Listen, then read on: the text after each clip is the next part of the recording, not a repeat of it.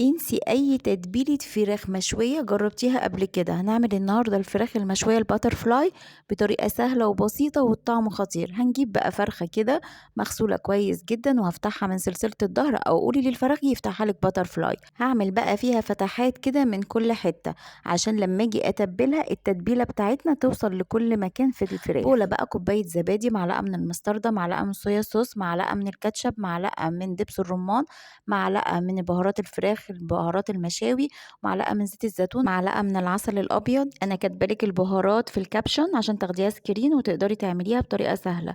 هنجيب بقى الخليط اللي احنا عملناه كده وهنجيب بقى التتبيلة دي تتغلغل بقى من تحت الجلد وفي كل حتة من الفرخة. هنغطيها بقى بستريتش راب وهسيبها في التتبيلة دي من ساعتين ل3.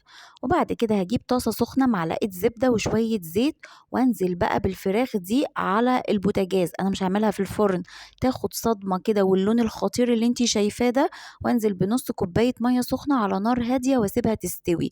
والصوص اللي بينزل ده ادهن بيه الفرخة منه كده عشان تاخدي اللون الجولد الخطير. شايفة الجمال؟ خطيرة. تتقدم مع رز بسمتي كده خطيرة. جربوها، ولو عجبك الوصفة لايك وشير وسبسكرايب لقناتنا. اشوفكم في وصفات جاية كتير مع هبة ابراهيم.